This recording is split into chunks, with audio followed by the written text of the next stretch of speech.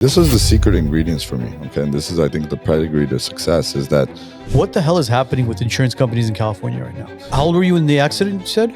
I was 18 when the accident happened. And then around when I was 19 years old, I was trying to figure out how to file a lawsuit by myself. I just strongly suggest that you take my $2.5 million offer.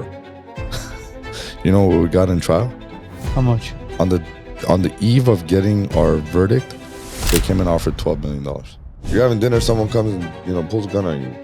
Are you really going to pull? Because if you are, it's a 50-50 chance you're not making it out. Versus, hey, here's my wallet. How angry do you have to be to pull out a gun and shoot in the freeway? I mean, there's other people driving as well. So which one's your favorite? Oh, you're going to make me say that. Of course I'm going to say it. Absolutely. We're going to cut this part out, don't worry. Yeah. What about the human element of that? People change after an accident. It's not fair to just put a number and say, okay, you're done. See you later, right? I get this question asked all the time, especially these young guys, they'll hit me up on Instagram and they'll be like, how did you do it, right? And I always tell them the same thing. I say, listen. Happy Monday, everybody. Yeah, TGIM, right? It's 5 o'clock somewhere. We have a very, very special guest joining us today. Mr. Alex Megeredchian's here in studio. Jumping really, really quickly into you, Alex. I know you deal with personal injuries, slip and falls, workers' comp, you said as well, right? Yeah. But before Alex Megeredchian became an attorney, take us back in time a little bit. Did you ever want to be an attorney, or what was the plan when you were coming out of high school? I think out of high school, I was kind of a confused kid and just trying to find my way. It's an interesting story because I got into an accident and I had no idea, what an accident entailed. And my attorney actually screwed me over. And my dad found me a job at a personal injury firm. That was actually one of the first jobs I've ever had. And so, I was like, something's not sitting right with this attorney. He's not doing what he's supposed to be doing. So long story short, he ended up kind of screwing me over. I ended up figuring out that he never filed the lawsuit that he said that he was going to do. And so here I am going to the law library trying to figure out how to file a lawsuit. And this one guy comes up to me after a week and he goes, I've seen you here for a week. What are you doing here? And I'm like, I'm trying to figure out how to file a lawsuit. And he goes, what's going on? So I tell him I got in an accident, attorney screwed me over, etc. And he goes, you're in the criminal law division. You're in the completely wrong area. So I said, oh, help me out. So guy helped me out. We filed the lawsuit and he goes, you know what? You'd make a good paralegal. Why don't you come and I'll mentor you? So, I had no idea what that was. So I was like, you know what? Let me do that. So I went under his wing, he taught me everything I knew. I became a paralegal. I became certified. And then that kind of started my law journey and getting into law and then figuring out that, I got to go to law school and do all that. So obviously, grinded it out at GCC for 2 years, transferred out to USC, did my undergrad program. And then at that point, my wife was like, you have to go to law school. So I was like, okay, let's do it. So you were married when you went to law school? Yeah. Yeah. Wow. I was married. How old were you in the accident, you said? I was 18 when the accident happened. And then around when I was 19 years old, I was trying to figure out how to file a lawsuit by myself. So your wifey's the high school sweetheart. Yeah. Wifey since 7th grade. We were 13 years old and, did that whole puppy love stuff. And then it got serious when we were about 24. And then we got back together after, going to prom together and junior prom and that whole nine. So. And now you guys got 3 kids. Now we got 3 kids. So you're a advocate of high school sweetheart type of journey, or more so you suggest somebody meet at a later age in life? No, I definitely don't recommend it during high school. Really? Yeah. I mean, look, the reality is we weren't together all throughout high school, right? Mm-hmm. We had many, many breaks. In fact, from, I would say about 15 all the way till 24, we were just kind of quote unquote best friends.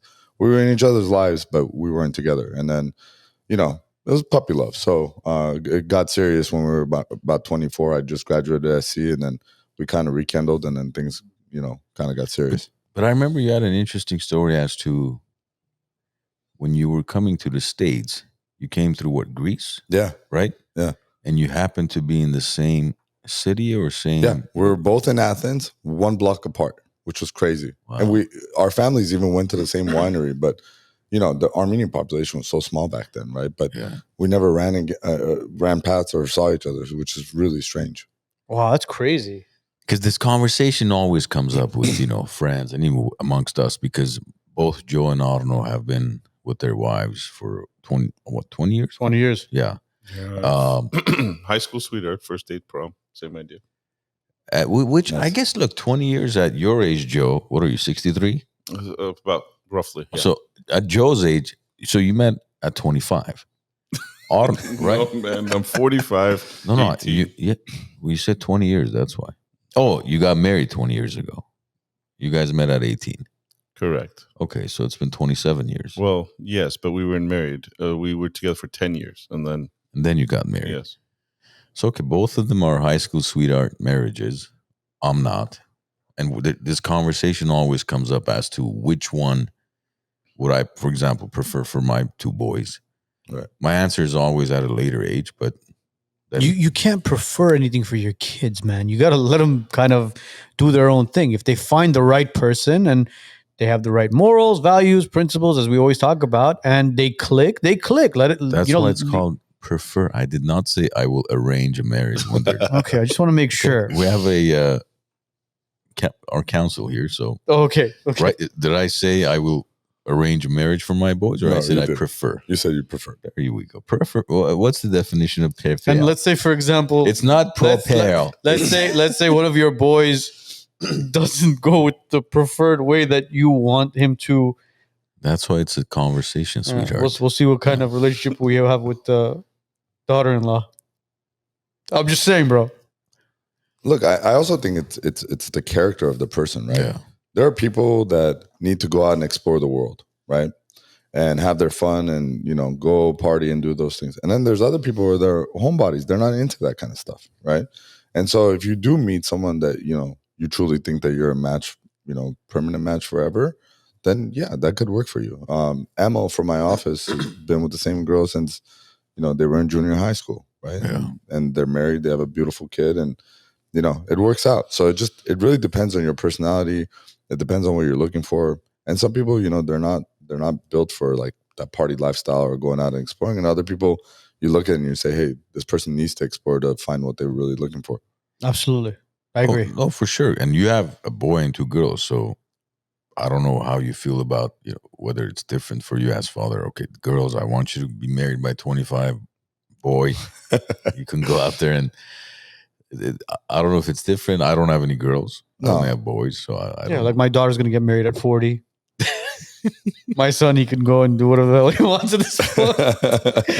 Like, what's your relationship with your daughters? Oh, we have. I'm actually closer to my daughters than I am with my son. I'm telling you, man, all the girl dads are like that. Which is surprising, right? Because like I was one of those dads, like I want a boy, I want a boy, I want a boy.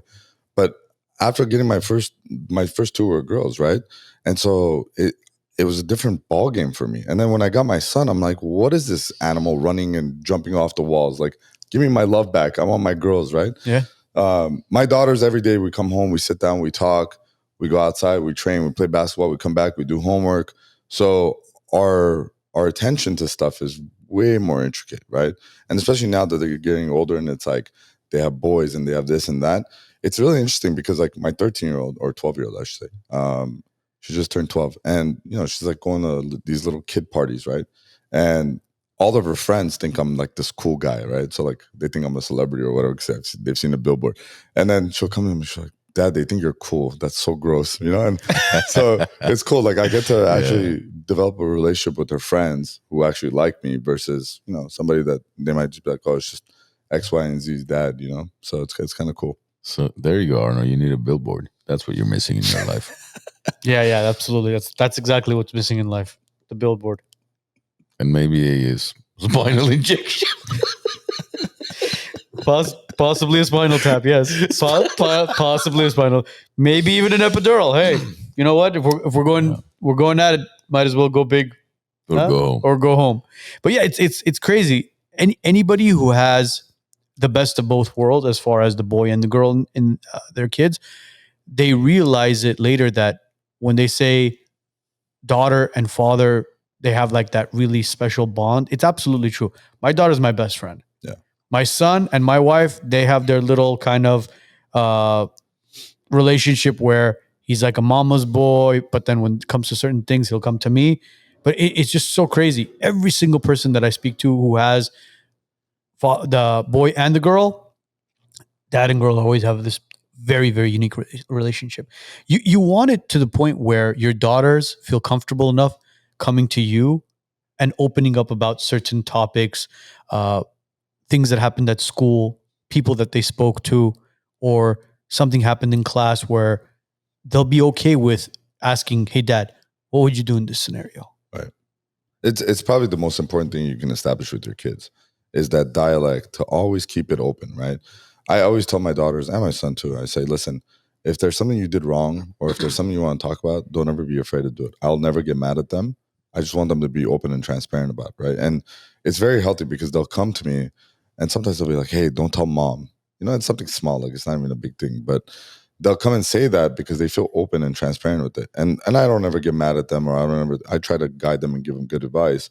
But, you know, it's really, if you think about it, as they get older, it's really about establishing a friendship with them, right? You're less of a parent. I've always said this, you know, how do we all become parents, right? They actually teach us how to become parents, right? They teach us when they want to be fed, when they want to be clean, when they're not happy, when they are happy, right? And as they get older, it's the same anomaly, right? It's the same thing over and over again because they're teaching us what's working and what's not, right?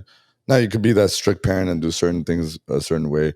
This is a perfect example, right? We had my son's friend come over and the kid has never drank Coke or Pepsi. His mom and dad don't let him, right? That kid was going through my fridge every 5 minutes drinking Coke or Pepsi. And I looked at him and I said, you don't get Pepsi at home? He goes, no, I can't have it, right? My son doesn't even touch Pepsi. Drinks water all day long, right? But that's because we always have it open and free, right? So it's a relationship, right? You gotta figure out the balance between the two. Yeah, see, he's absolutely right about that, man. The ones that are like super sheltered, they're gonna end up doing whatever it is that they're being sheltered from somewhere else when mom and dad aren't there. Communication is absolutely very important with your kids. Transparency and communication. Now, let me ask you a question. Go ahead. You have a favorite? Oh no, man. Yeah, he does. No. Do you? Joe, do you think he has a favorite? I don't know. I don't know. I can't really comment on. Look, on it's just different, man. It's just different. Look, the relationship I have with my daughter is much, much different than the relationship I have with my son. Mind you, my son is 3. He's turning 4 in a couple of months, but I can't say either one of them is like one is I favor one of them over the other. I can't. I love them each differently. Joe, you have a button that says liar. Press it. Do you have a favorite? Liar. I think we all do innately. Like for me, You can't, Alex. I'm being honest, man. You asked for honesty, I'm giving it. No, to you. I look at it more of a you love each one of them 100%. differently. But I mean, having a favorite is like saying, "Hey, listen, I got a gun to each kid's head. Pick one." No. No, that's extreme, right? But it's like, do you tell somebody, one of them no, and you'll tell the other one yes, just because you like them a little bit Yes. different? Right. Okay. So then there's favoritism there. But I mean, it's look, it all depends on the situation as well. Like there are things where my son doesn't comprehend or understand why things have to be a certain way. And I'll look at my daughter, I'll be like, listen, we're going to do it this way, but we're doing it just to basically calm him down. But as they get older, maybe that favoritism stuff may take place later. Talk to me in 3 years. I'll talk Let's to you in see. 3 years. Armand clearly has a favorite. No, I don't have a favorite. I treat them differently because as far as when I say treat them differently, meaning my expectations are a little bit different from each of them.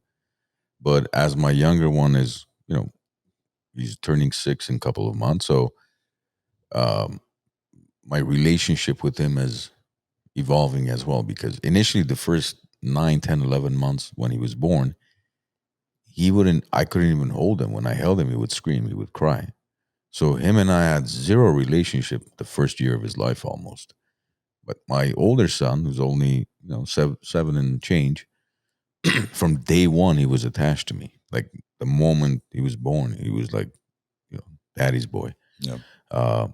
But over the years, and it wasn't concerning to me because I knew through my older son, my younger one was going to develop that relationship with me, looking up at him and being like, oh, I look up to him and he's got this relationship with dad, so maybe this guy's not so bad. But now my younger son has developed that relationship with me as far as, the trust. He wants to always ask me questions about jiu-jitsu, soccer, go-karting, whatever he wants to do. But as far as favorite, no, it's just the younger one. You always look at them as the baby of the family, so the expectations are a little bit different. As far as I'm a little bit more stricter with my older one than I am with the younger one. Certain things, because I know as an older brother myself, the younger one is going to follow the older's path. So I'm trying to set the older one kind of on the right path more than the younger one, in a sense. Yeah. Subconsciously, I guess. So we'll talk to you in 4 years as well. Yeah. I mean, we'll see. But you never know. I mean, like, for example, my older one, we got to convince him to do homework. The younger one, before he gets home, he has to finish his homework and boom, boom, he's get things out of the way. The older one, he's more into different things, more about, hey, Dad, I want to be on your podcast. I want to do this, that. I'm like, listen, bro. Oh, you're raising a jock. Maybe. It's different up, but they're all different. That's interesting because I have the exact opposite problem. So I mean, it's not a problem; it's a blessing because my older daughter, she sets the tone with everything. Perfectionist, everything is like done correctly on time. Gets home, does her homework, studies for a test. Is a perfectionist. She has to get the A, and she sets the tone for the younger ones, right? So when the younger ones aren't performing, it's like they look and they're like, "Oh, I gotta live up to this expectation." So they try to do better, and then eventually end up excelling. So it's actually a really cool issue to have. So which one's your favorite? Oh, you're gonna make me say that. Of course, I'm gonna say it. Absolutely. We're gonna cut this part out. Don't worry. Yeah. So my middle one's my favorite. I'm the hardest on my son. My oldest one makes everything really easy, but my middle one, I don't know, man. There's something with this kid because she's fire. She'll drive you insane. She's a middle child. That's what it is. Yeah. She'll drive you insane, but she has the biggest heart. Like, she'll come to me when I'm not having a good day and I'm not showing anything, and she just gives me this hug. And she's like, I just felt like you needed this. I'm like, what are you, like old soul? Like, how do you even know No this? way, like, man. Dead serious, man. Yeah. It's really strange the aptitude she has to capture stuff and figure things out. And then, and she's the type of person where like she'll drive you insane when she needs to, right? When she wants to like really get under your skin, she could do it. But then she knows how to make it up to you with like a kiss or a hug. I don't know your kids, and just that story you said about her feeling certain emotions and stuff reminds me of my my middle niece. My middle niece was being driven to school on my birthday. You know what she said to my dad and my mom because my parents were dropping her off. She goes, "It's Arna Hopar's birthday today. You guys better make sure to text him and tell him happy birthday." And then she texted me at like 7 a.m. while she's going there. And then I called her after school. I was like, you were the first one to text me. She goes, I needed to be the first one to text you, but don't worry. I told everybody to make sure not to forget that it's your birthday today, to wish you a happy. I think it's that middle child thing, bro. Well, you're a middle child. I am a middle child. Do you have that middle child syndrome? I don't know, man. I mean, for me, it was kind of like I was a different generation. I had a lot of tough love from my pops. My pops was kind of like, go fend for yourself. But at the same time, I realized it later on in life that, dude, I wasn't really fending for myself. He was literally by my side, guiding me in certain directions in life. But it was kind of like the personalities with my older brother and my younger brother, complete opposite. Because my older brother was like, they babied him. He was the firstborn. And then I came along. And then they started babying me, and all of a sudden, my younger brother came along. Well, listen, here's a cracker. We gotta go feed the younger one. Right. So I was somewhat, as I mentioned, left to kind of fend for myself, which I think it was a blessing because I learned a lot from just kind of watching Dad. Like, even though like I thought that he wasn't really doing anything, but he was kind of like just me always watching him. Whereas, again, my brother's going to kill me for saying this, but I felt like my younger brother and older brother were spoon-fed. Right. I don't know. Spoon-fed. I'm telling them, I feel like they're going to kill me for saying this, but that's what I felt. When you're involved in an accident, choosing the right attorney is the most important decision you can make. Let us show you why we're different at Megeredchian Law. With 11 attorneys on our team, we're able to go to trial and fight for your case. More important, the pedigree of our firm is customer service, so you always get a call, you always get an update. Lastly, we're results driven. we win. Let us show you how. Call us at 818-530-1300 or bestcaraccidentattorney.com.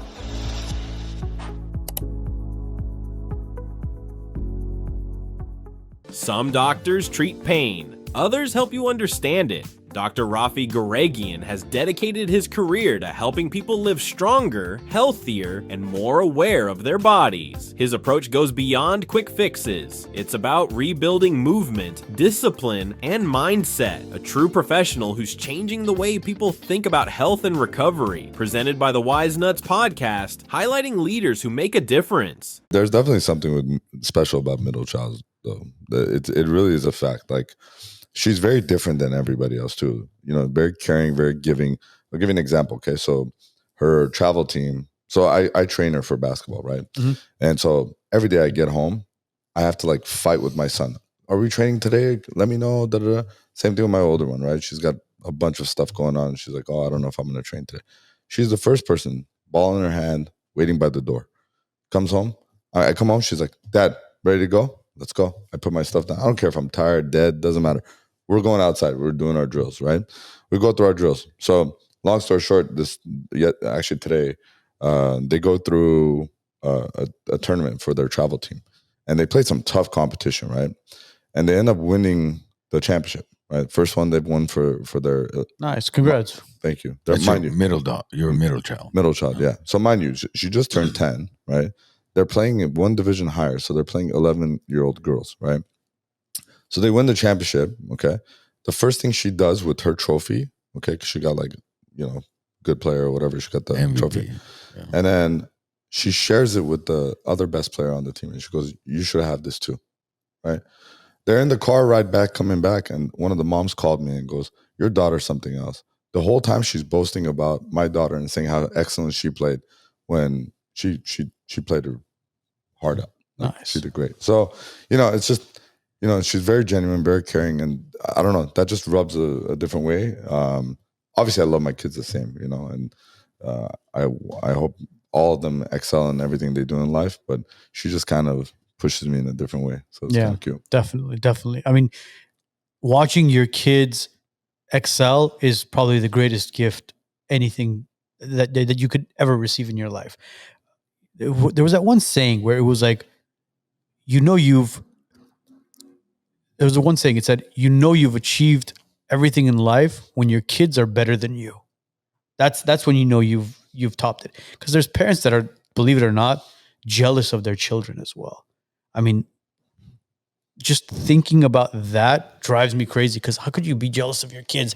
How do you not want your kids to be better than you? Because you want that. You want them to be better than you.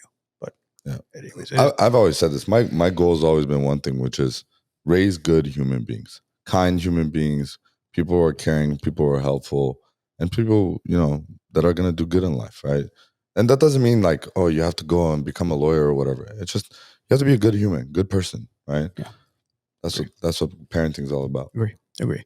But going back to you a little bit, as far as accidents are concerned, you being an attorney, obviously, to represent the plaintiffs, when did you realize that you wanted to be an accident attorney when you went to law school?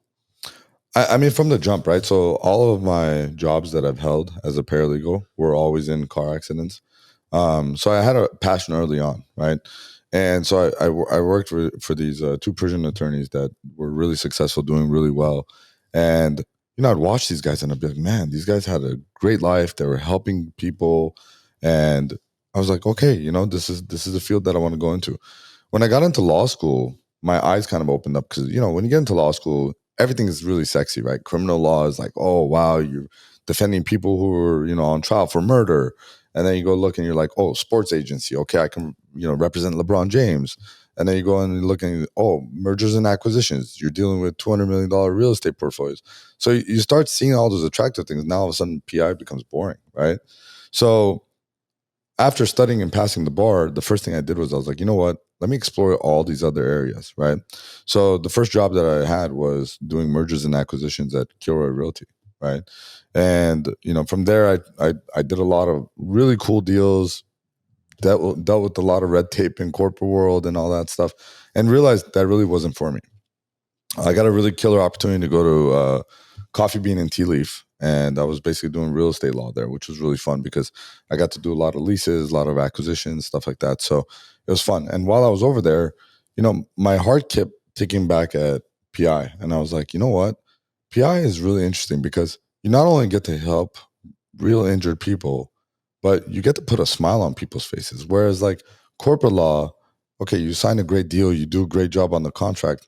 Who you're making money for? The corporation, right? And PI was kind of like, hey, look, there's a lot of people who are injured that don't have a voice or have the wrong voice, right? And so I migrated back to it, and it was interesting. I sat down with my wife, and I was making a killer salary, and I went home and I said, my heart's not in this. I want to go back to PI. And she said, let's do it. And I said, you realize I'm going to give up my salary. We're going to be eating cookie crumbs for a little while. And she's like, listen, I'm all for it. I've been telling you for years to do it. And she's like, I got your back. I'm like, you sure? She's like, yeah, absolutely. And it was interesting because we were pregnant with my daughter. And so I was like, this is crazy, right? Baby one? Baby one. Oh, yeah. wow. And so I was like, all right, let's do this, right? And literally within 6 months of opening my practice, I had so much love from just people in the industry I knew and everybody that I'd, grown to really admire and love and what have you. Other attorneys, they all just kind of helped me, right? And everybody was like, yeah, we'll send you cases. I started marketing. And it's funny, actually, the first marketing ad that I put in, I had these little flyers made, right? And I would go put them in like random markets, right? And it would say injured ? Right? And it would say, like hire the best attorney, blah, blah, blah, blah, right? And one of the parts said we work on a retainer basis, right? And I'd spelled basis wrong. And I didn't check it, right? Because, I didn't have money. I had paid some guy to make the flyers. I didn't even check it, right? So I get a call from this lawyer and he's like, hey, the most important thing you will have is your reputation. He's like, make sure you correct this because you don't want someone to think that you can't spell, right? As an attorney, and it was fantastic, right? So fixed that, got everything done. Then slowly the cases started to build, right? And we got our big break with a case we had against FedEx. We had a really, really big case, and it was one of those complex litigation cases. And mind you, later on it got settled, and we made a big headliner out of it. But that was the one case that kind of just spearheaded us to start the growth. So, I started the practice with one employee, and then hired another one, and just I always had this vision, right? My vision was, look, it's not just about building a brand or becoming successful or rich or anything like that. It was really about one thing. I was looking at what is the flaw, what is the problem with attorneys, right? Especially personal injury attorneys, right?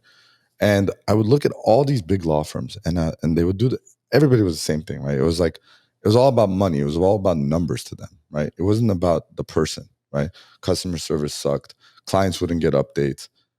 Cases wouldn't get worked the right way. Results wouldn't be what they presented to the clients, right? So I took all those 4 problems and I said, you know what, we're going to be completely different than this, right? And so slowly but surely we started building that, right? And this was the secret ingredients for me, okay? And this is, I think, the pedigree to success is that majority of my infrastructure and building came from referrals from previous clients, right? And so I'd done such a good job, and I made sure that whatever client walked in through those doors walked out happy, even if that meant me taking nothing, right? Or me doing free work, which I did a lot when I first started, right? But I did it because I wanted to build reciprocity. I wanted to build a relationship. Because if someone came to me and said, hey, Alex, do me a favor and write a letter, I'd write it for them, right? I wouldn't charge them a fee. Why? Because at the end of the day, I would say, hey, listen, if you ever get in an accident, give me a call, okay? And then sure enough, they would feel obligated. They would go tell their friends and family, etc. Somebody would get in an accident, they would call me, right? So little by little like that, we built a really good team. We built a good pedigree from making sure that we do a good job for our clients. And, from there comes the branding and everything else. Yeah, because you're not only an attorney at this point, but bro, you're a hell of a businessman. That's a very, very smart way to not only grow your brand, but to expand the business itself. You mentioned you left a salary with a baby on the way and opened up a brand new firm, basically starting at zero at this point. And, it sounds cliche, but they say that when a child is born into the world, they bring the luck with them. So, your daughter kind of brought that luck with her. and sky's the limit at this point. Yeah. You've only been expanding. And I wanted to ask you about this. The bestaccidentattorney.com. When did you get that website? So I bought that close to about 5 years ago now. And what was the vision? Because look, when you look at it, you go bestaccidentattorney.com. Like, websites aren't the biggest thing in the world as far as like going to the website, but just seeing that alone, for me, and I don't know about you guys, but I look at bestaccidentattorney.com, I go, well, okay, I'm not going to go to the website, but who is this guy? Right. And then all of a sudden, everybody obviously goes on their cell phones, their social medias, and they'll look your name up on social media to find you there. But like, what was the vision behind that? Yeah, so we were looking for a catchy website, right? So we looked at caraccident.com, and nothing was really available or viable because everybody wanted like, $1 million or $300,000. And then I was kind of like, it's funny actually. I have a book, right? And in 2016, I put in there, I said, I want to be the number one car accident attorney, right? So I'd actually put in there best car accident attorney, and I'd underlined each word, right? And so one day I'd opened that up and I was like, best car accident attorney. I was like, let me see if the website's available. And then I go online and I look and I was like $5,000. Wow. So I was like, buy it now. So I got straight up eBay, buy it now. Huh? Yeah, literally. And it was funny because it didn't really have any traffic. So it was kind of like building it from scratch. But I loved the name. I was like, bestcaraccidentattorney.com. If I put that on a billboard one day, it'll actually catch. And it's interesting because, in this day and age where we have QR codes, trendy numbers, and all that kind of stuff. Social media, the website is starting to become a new fad, right? Where people like to remember websites more than they do, your trendy numbers, right? That's a big trend. The other one is, the text message trend where like you can text a certain number and it actually dials out. So, that bestcaraccidentattorney.com was kind of catchy. It was a little long, but we figured, you know what, we're going to go with this and we're going to see if it sticks. And thankfully it did really well. I'm telling you, bro, it's something where you'll look at it and to type it out on a website, you're better off like you look at it, bestaccidentattorney.com, and you go, okay, but who's the guy behind it? And obviously there's your face, there's a Megeredchian Law, and you go, okay, let me see who this guy is. Yeah. And automatically, boom, it just brings in traffic without even going to the website. Yeah. I think it was a genius. Alex, is this your website right here on the bottom? Right here? bestcaraccidentattorney.com. Yeah, that's right. There's your ticker right there. But I mean, your industry is pretty cutthroat, kind of similar to real estate and healthcare and many other. I don't think there is an industry, especially in LA, that's not cutthroat. Other than the four kind of the matrix you talked about as far as customer service, constant communication. How were you able to kind of get ahead of the competition, as we can say, because you've made a name for yourself? I mean, other than obviously your face being all over the billboards in Glendale and other cities, but you've made a name for yourself as one of the, if not the best car accident attorney out there, right? But how did you do that? As far as there's thousands of attorneys out there, and everybody's cousin, everybody's friend either is a PI attorney or knows a PI attorney or is married to a PI attorney. How do you separate yourself from all these people? Yeah, it's interesting because, and this is going to sound kind of tacky because it's like catch line, but it goes back to my motto, right? Which is integrity, honesty, hard work, right? I get this question asked all the time, especially these young guys, they'll hit me up on Instagram and they'll be like, how did you do it, right? And I always tell them the same thing. I say, listen, you look at my Instagram, you see the cars, you see all this stuff and all that. None of that matters because nobody focuses when you're grinding, right? I used to literally, this was my schedule. Imagine with a newborn child, right? I'd come home at 6. My daughter was awake from like 6 to 8, right? I'd play with her, feed her, put her back to sleep. 9 o'clock, I was back at the office till 12:30, 1 o'clock every night, including Saturdays and Sundays, right? That's dedication, right? And the reason why I did it was very simple. I wanted to build something bigger, right? I would look at these bigger firms and I'd go, how did these guys do it? What did they do different, right?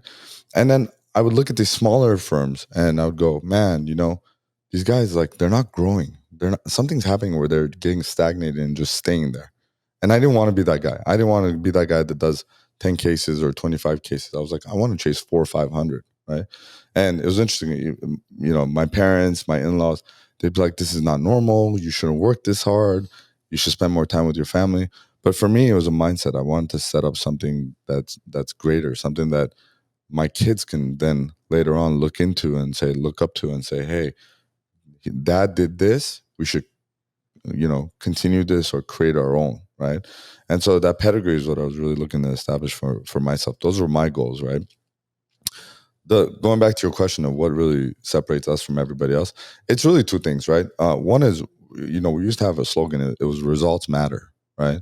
And that's really the one thing that we focused on. I would spend countless hours figuring out why this case settled for 100,000, but this one settled for 25, right? Why this case settled for $1 million and why this one settled for 500,000, right? And I think that if you really dive deep enough, you start figuring out the way, right? And so, one, I think it's the results. And then two, I really think it's the experience, right? Not every law firm is the same, you know, and people get into accidents every single day, right? And they go, oh, well, yeah, any other lawyer can just do this. No, it's not true. We're not all the same, right? And so when you get and hire very good people, that's the biggest thing, right? Law firms nowadays, they don't want to pay to get good quality service. And in fact, this is the one disappointing thing about my industry, right? And probably attorneys are going to get mad at me for saying this, but everyone's gone into virtual assistants. They have people in Mexico, Cambodia, India, etc., right? And they have working on people's files. That's crazy to me, right? If I'm going to hire you as a lawyer, the last thing I would want is for you to take my file and give it to somebody in another country to call an insurance adjuster and negotiate my settlement or tell me what doctor I need to go to, right? I'm not going to trust that person. Dude, I saw one of your reels where you were speaking to somebody who was customer service apparently, and they were in what, Cambodia, right? Or something like that. Yeah, literally. How does he, and you asked him multiple times, you're like, he was like, well, this is after business hours. You're like, dude, it's like 10 in the morning here. Yeah. What are you talking about? Where are you? So how are these people even operating a business like that? I mean, it doesn't even make sense. Yeah, listen, post-COVID, a lot of attorneys just went virtual with everything, right? And then they figured out, well, listen, if I'm going to pay an employee to sit at home $30 an hour, why don't I just get someone that's a VA in another city or state? So cut corners to save costs when it's going to cost your business everything. Right. If I were to call my attorney and some guy in Cambodia or India picks up, that's it, bro. You're dropped right away. But you got a staff of how many? We're at 95 right now. And all in-house, right? All in-house. That right there is enough to tell you that if somebody calls your office, they're calling somebody here locally. I don't remember the last time. I mean, thankfully, knock on wood, I've never been in a car accident, but even banks, anybody you call where somebody picks up domestically, even, I mean, credit card companies, right? You're dealing with an issue or some bogus charge. You can't get a hold of somebody that could comprehend what you're. Remember when I told you guys we stayed in Monterey, we stayed at a hotel a few months ago and they double charged us? Yes. Do you know how long it took for me to get that off my credit card? Because everybody I would call like, why, bro? Thank you for calling American Express. This is John. You're not a John, bro. I don't understand. Like, what? And you asked him, can you please transfer me to somebody in the States that could understand my request to remove these charges? Yeah, sure. And then they transferred again. It's some other Thank you for calling American Express. This is Lisa. I mean, who are they kidding, bro? It's just it's frustrating because now this AI thing, like where was it? I was calling. We had placed an order for food for delivery, and I thought I had placed pickup accidentally. So I'm trying to call to confirm it's a delivery, not a pickup. AI, this is the representative for so and so, and I'm like, customer service, please. Nobody's available to speak. Please tell me, and I could comprehend everything. I'm like, is my order? Oh, I can't look that up. Then transfer me. Goodbye. I swear. And then they hang up on you. You call back again. Like for 20 minutes, you're going back and forth arguing with this AI. Like, please just tell me if it's pickup or delivery. So I know, should I drive out there or should I just wait home for it? I couldn't figure it out. I couldn't connect to a live person. Bro, it's businesses trying to cut corners to think they'll save money and have the same, not only results, but provide the same service, which is completely the opposite. You're pissing people off more and you're creating some sort of reputation for yourself that's not going to sit well in the future. Technology should move your business forward, not hold it back. At Titan Elite IT Services and Consulting, we make sure it does. Our clients don't wait days for help. They get real-time answers, fast resolutions, and dedicated support, both on-site and remote. From Los Angeles to Orange and Ventura counties, our coverage is local, statewide, and nationwide. When you need us, we're already on the way. We're not just an MSP. We build with you, from cloud migration to security to every endpoint in your network. At Titan Elite, we don't just solve problems. We prevent them from happening. We become a part of your team and we grow with you. Titan Elite IT Services and Consulting. Strategic, scalable, trusted, and always on. Are you looking for a place to kick back and celebrate? Well, the Glenarden Club has got you covered. Upstairs, you got a private lounge with a cigar room. Downstairs, you got the Moose Den, where you can have cocktails and private events. Hey, are you even hungry? They got an outside pizzeria serving one of the best pizzas in town. If you're interested in becoming a member with the Glenarden Club or booking an event, contact the Wisenuts. We'll connect you to the boys at the Glenarden, and you can become a member here or host your next gathering. Look, AI can make things efficient. It could, if utilized properly, it can help scale certain departments, right? I mean, make it more organized and whatnot. But you can't take the human aspect of certain businesses away, because then you lose clients. Yeah. It's like, look, I'll tell you something interesting, right? So this is a scary fact, right? So every client that I sign up, right, gets an introduction call from me directly, right? And so a lot of times, they go through the process, they get assigned a case manager, that case manager is in charge of the thing. But I tell my clients, I say, listen, Monday through Sunday, I don't care what time of the day it is. Here's my cell phone number. You give me a call. I'll pick up, right? I can't even name a firm that even you can talk to the attorney, right? You call any one of these Billboard attorneys or one of these bigger, outfits, you can't talk to an attorney. You always talk to an intake manager, then you talk to your case manager, and that's it. So when we get a client that calls in, they'll go, yeah, I want to leave this firm and I want to come to you guys, right? We ask them, what's the reason why you want to leave? The number one reason they want to leave is because they never have any direct access to the attorney, which is crazy, right? Yeah, you're right. It's almost malpractice to a certain point, because what is the point of an attorney? It's your job, your duty, your obligation to talk to the client, to explain them things, right? As great as a case manager can be, they want the attorney, and sometimes they don't get them. Let me ask you a question, and I'm not going to name drop certain attorney offices, but those Billboard quote unquote attorneys that you talk about, right? Mm-hmm. Where they've created this branding for themselves, where you're driving on the freeway and left and right, you see them, right? Do those attorneys really exist at this point, or did they just sell off that branding? No, they do exist, but are they active? Are they litigating cases? Are they going to court? Absolutely not. I feel like for some reason that name brand that they've created is just kind of like trademarked. It's like a lead generation. Yeah, and it's not even them. Like some, even those insurance agencies where they'll put up some like really sexy girl, and you call because you're thinking that, oh, I'm going to talk to her. No, I'm going to talk to her, and then all of a sudden it's some guy in Singapore picking up, writing up your policy.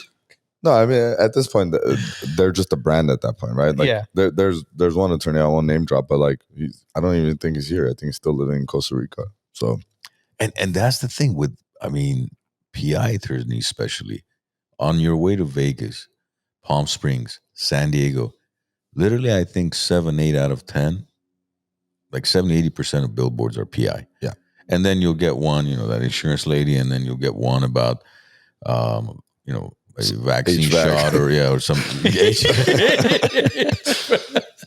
But 8 out of 10, 7 out of 10, it's PI attorneys. And I'm wondering, like, damn, man, these guys are spending millions and millions of dollars on these billboards every month.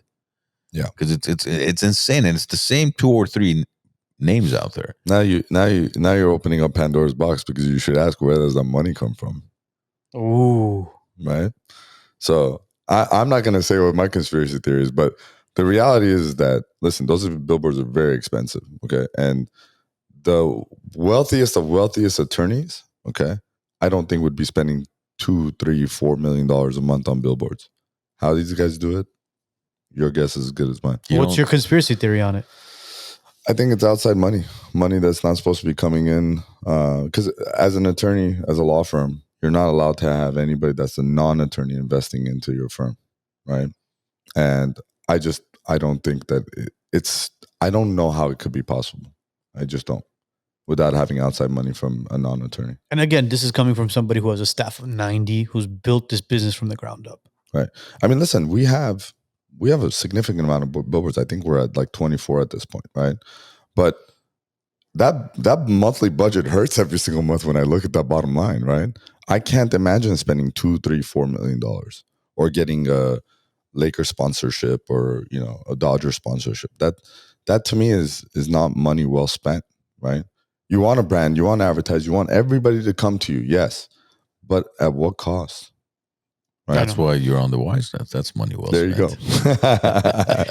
Who's the Lakers? I mean, come on. Yeah. I mean, speaking of AI, I wanted to ask you this. Recently, we've been seeing a lot of, obviously, self-driving cars. Obviously, the big brand, Tesla, self-driving. But we've also seen these taxis in downtown LA that pick you up and literally drive you from A to B. Now, Waymos? Yeah. Yeah. But God forbid, if you sit in a Waymo, or if you get struck by a Waymo, at that point, what happens as far as liability? Is it completely like, basically, if a Waymo hits you, the company's at fault, you got to sue the company? Yeah, absolutely. So they have insurance coverage just like everybody else. Okay. Right? And their coverages are significantly higher. So they have either $1 million or more, etc. So they have umbrella coverages as well. So, and a lot of it is already recorded. So they have cameras on every single angle. So if God forbid you are in an accident in a Waymo, it'll catch it, and then you'll have insurance to cover you for the accident. And if you're in a Waymo and you're a passenger, there's also coverage there for you as a passenger. Have you dealt with any of those yet? Shockingly, we haven't yet. You haven't yet. So you're telling me that these self-driving cars are a little bit more better than actual humanoids? So far, yes. But here's the problem, right? Software has become inefficient after a certain period of time. So once that happens, you'll see the failures as well, right? A couple of years back, Mercedes was the first car to launch where it does the self-brake, right? Yes. That software failed 100 times over after 3 years, right? So they've adjusted, and Waymo, I'm sure, will adjust as well. Yeah. We were going to a concert about a month or so ago, and I think Waymo was dropping off somebody near the parking lot, and there was a huge line to get into the parking structure so you can park, and this Waymo was constantly trying to get in line, and nobody was letting it go. I was thinking, it's like those food delivery I swear, and I'm thinking to myself, there's no way this Waymo is getting into this parking area, and I don't know what ended up happening, but hopefully that guy made it to the concert that evening. Oh man! You know what's interesting about those Waymos is the doors don't unlock until the ride is over. So I haven't seen the issues yet, but I'm sure somewhere down the line there's going to be a problem with that. It's like man, you're trying to get out. Oh, you cannot get out. Come on, it's okay. I'll walk. There's traffic here. No, sir, I need to take you to your destination. Did you see that one where the Waymo was spinning in the same parking for hours? Yeah, the guy was calling 911. He's like, I'm stuck in a Waymo. It's just basically spinning and it's not letting me out of the car. You know, they're like, sir, where are you? He's like, I'm literally inside of a Waymo. But imagine if it just goes crazy and just drives like 50 miles an hour into a wall. Well, then you got to just hope it unlocks the doors before it hits that wall. So let me tell you a crazy story. Tesla has a self-driving car, right? Yes. I wish I brought the audio clip of this. So a client of mine right here in Glendale, okay, is driving straight. The self-driving all of a sudden makes a right turn into a gas station and hits the gas station pump. Dead serious. When I got the call, I was like, there's no way. And then when I saw the video, I was like, I can't believe this actually happened. So That's a products liability claim, right? Yeah. That's a big concern because self-driving car all of a sudden makes a right turn. What causes that? And there's video of it outside, inside the car, everything, right? The whole nine. We had everything. So, now it's a bigger case. It's a products liability case, but imagine if it went into a wall instead of, or imagine if they went into, it did go into a gas station, but imagine if something blew, right? Oh, man. So many different issues. Yeah, God forbid. Thank God the person, whoever was in the car, was okay. But I could only imagine. Seriously, imagine if it hit pedestrians, hit other people, or, as you mentioned, gas tank explodes. Well, That's it. There was a clip on, I think it was Instagram the other day. Tesla was driving in the evening, I think at a gravesite, and it had these images of. No, man, that's just fake. That is fake. Now that's AI inspired. Yeah, that's fake. That's fake. I don't know. I thought it was real, but no, that's fake. That can't be. That can't be real. Look, people will do a lot for those clicks. I'm just saying. These days, I honestly don't know what's AI and what's real anymore because it's just too much. Yeah, it is. It is. But Alex, I wanted to ask you this. As you know, insurance companies recently in California have been bailing out.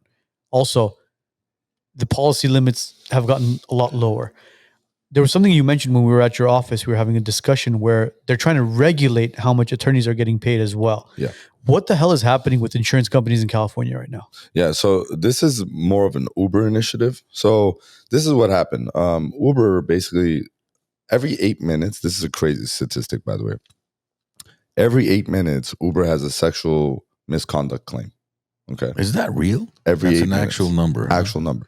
And they've turned a complete blind side to it. Okay. They're not doing anything to fix the problem. And it's a big concern, right? So left and right, these lawsuits are coming, right? And sexual assault it's a personal injury claim. Okay.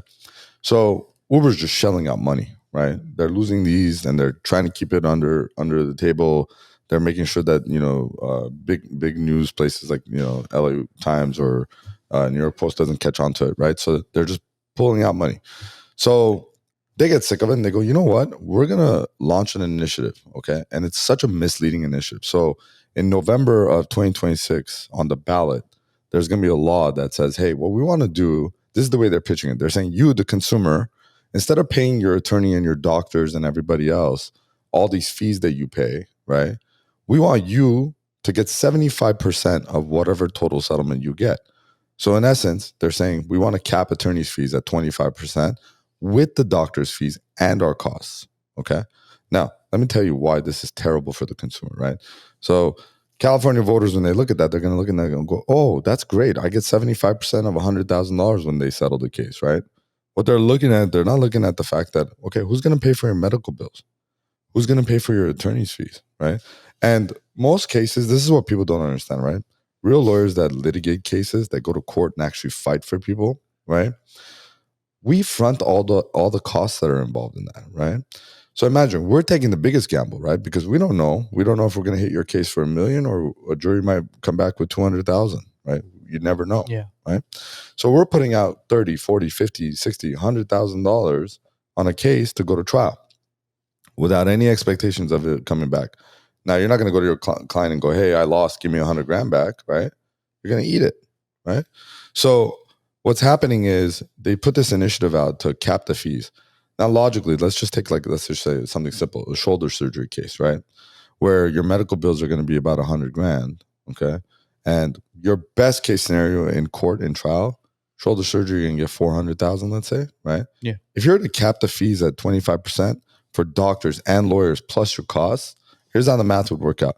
25% of that would be $100,000 on a $400,000 settlement, right? So you got at least $20,000, $30,000 just in costs that go to experts and biomechanics and all this other stuff that you need to try a case. Okay, then you got another $35,000 for the lawyer, $35,000 for all your medical bills. What lawyer is going to do that and sit on the case for 3 years and go to trial, right? What doctor is going to do a surgery on a case like that when they're supposed to get Medi-Cal, Medicare rates? These doctors aren't contracted with Medi-Cal, Medicare. They would never do it. So what you're saying is a lot of lawyers and doctors are not going to take cases at that point. Yeah. So who gets screwed? The consumer, right? You don't think they'll take the cases, or they'll say, okay, you're getting 300,000 out of this 400. You still need to pay us, and 50 here, 100 there, 75 But you here. can't. You can't. Or you're not allowed to. No, because They're trying to regulate it. They're trying to regulate it so they can cap it. So in essence, this is what they're doing. They're saying, hey, listen, we're going to put lawyers and doctors out of business, right? But at what cost? Because what's going to happen? Then they're going to go, all right, well, we know that a lawyer is not going to go to court and fight for you. So, instead of giving you $400,000 for this case, we're only going to give you 100, right? So they're literally going to screw over the consumers the most, right? And they're going to make our life and the doctor's lives a lot harder, because a doctor is not going to go and say, well, I'm you take a chiropractor. Chiropractor is not going to be like, I'm not touching this case. Why? Why wouldn't you touch it? Because if I bill you $5,000, you're going to give me $700 at the end of the day, right? They're not going to reduce down their bills. It just doesn't financially make sense for anybody. I mean, at the end of the day, the corporation is making more money. Exactly. The insurance companies are trying to save as much as they can to not give you, the consumer, what you're entitled to. Right. You get into an accident, God forbid, you need surgery. Doctor doesn't want to touch it. Attorney doesn't want to touch it. You're basically a cripple at that point. Right. What care are you going to get? And then that's going to affect everything. It's going to affect your job. It's going to affect your health care. It's going to, dude, I mean, that's a recipe for disaster. Right. I'm curious how they're going to pitch this in November. I'm telling you, their literal pitch, the way they've written the law is so misleading, because they're literally saying to the consumer, hey, you, the consumer, we want you to get 75%, right? And look, this is the truth of it all, right? There's a lot of negative feelings about attorneys because of the bad apples that we have in our industry, right? Because they go, oh, you're greedy. You guys only steal, you lie, you cheat, da, da, da. But man, there's a lot of good attorneys that we do good work, hard work, just to get our clients what they rightfully deserve, right? And these insurance companies never pay. I've never had an insurance company go, hey, we understand. Go ahead and do it. Here, I'll give you a true story, okay? I had a 19-year-old girl, okay, that was killed in a car accident, okay? When a garbage disposal truck, the forklift part of it, where they lift it up, went straight through the car and killed her instantly, okay? Oh, my God. You know what the defense counsel told me in our first mediation on this case? Said her life was now worth more than $5 million. I told him that if he was in the same room with me, he wouldn't be standing. I was furious, right? So you look at that and you go, these people don't care. They never want to pay what the value of something is. They just want to take our money when it's great to take it. But when it comes to paying it, they don't want to pay it, right? And I get it, right? Insurance is a business. They have to make money. They have to be profitable. Totally understand, right? But there are real victims here, right? And you have to put a value to that, okay? I had a case in Tulare, okay, which is in the boondocks, right? And the guy called me. So father and son, they get into a car accident. The father dies, right? And it was a big commercial case. The defense lawyer calls me and goes, have you checked the verdicts in Tulare County for a death case? Because nothing's over $7 million. And I said, why is that? He goes, listen, it's rural, a lot of farmers here. They don't value life the way they do in LA. And he goes, I just strongly suggest that you take my $2.5 million offer. You know what we got in trial? How much? On the eve of getting our verdict, they came and offered $12 million. Right? So that's where the lawyers make the biggest difference. Now, look, those are really catastrophic injuries, terrible cases, right? But the same goes for a small fender bender, right? You can, look, there are people who get into small fender benders and all of a sudden, for years and years, they'll have back pain, right? You think the insurance company cares? They don't. They're like, hey, you know what? Let's just pay you out $20,000 and call it a day. That poor person is going to have back pain for the rest of their life. And they go, we only hit you 25 miles per hour. But what about the human element of that? People change after an accident. It's not fair to just put a number and say, okay, you're done. See you later, right? But you don't think part of that is because there's also so much corruption in the insurance industry and overall the legal field itself, where it's like, okay, you know what? We're going to orchestrate this accident and back injury, and then we're going to retire, and then we're going to invest that money, and then we're going to buy another car. We're going to do the same thing again. I mean, there has to be a reason why insurance companies eventually come to a point where they're like, okay, enough is enough. We're going to have to put in more regulations or pay out less, or we're just going to stop insuring certain types of people. Sure. So here's the interesting thing, okay? let's take a giant like State Farm. Okay, State Farm is a huge. They're a huge insurance company. Okay, billions and billions of dollars. Right. About 2.5, 3 years ago, State Farm came out with the initiative. They said, you know what? We're not paying, whether it's a valid claim, not a valid claim. We're just going to lowball everything across the board, right? Mm-hmm. I have 250 cases still in litigation, all State Farm cases, right? Why? Because when it comes to paying our premiums, they're great at taking it, right? And then when it comes to looking at real injury claims, they just want to treat everything as a flat line and say, nope, sorry, everything across the board is the same. That's not really fair, right? Look, with any industry you go into, right, there's going to be a little bit of corruption. There's going to be some things that go wrong. There's going to be bad lawyers, bad insurance companies, whatever the case is, right? But what are we talking about? 10, 15%? Sure. Have I even crossed paths? I told you guys a story about, a special investigations officer that came to my office and goes, hey, listen, take a look at this file. We think it's all fraud, right? I looked at it. I go, I 100% agree with you. Thank you very much. I'm dropping the case. Let's move on, right? You're going to get those bad apples in any industry. But as a whole, that's not what we're about. Generally speaking, personal injury attorneys, for the most part, are there for the greater good. It's not just about the money either. You know how many times I've looked at something? This is a true story. We had a case, guy parked on the side of the road. He got hit. He died. Okay. He was changing his tire, right? Policy limit was $15,000, right? I got the check in 3 days. I called the parents. I said, listen, I'm not taking a fee. Take this, go bury your son, right?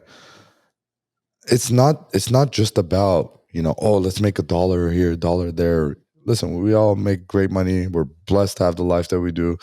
We're blessed to be able to help people out, right? But you have to have a greater good, and that's to really make a difference, make a change, right? And so all these cases and these opportunities that come up, you're going to get some fraudulent ones. You're going to get some bad apples. You're going to get some terrible lawyers. But for the majority of it, we're all here for the greater good. That's my philosophy on it. Yeah, there's so many of those individuals who get into some sort of accident and they'll go, scrummage around, find some sort of attorney that'll basically take the case and be like, hey, how much can we milk this for? Mm-hmm. And the one thing that they don't realize is, let's say, for example, they're not hurt, right?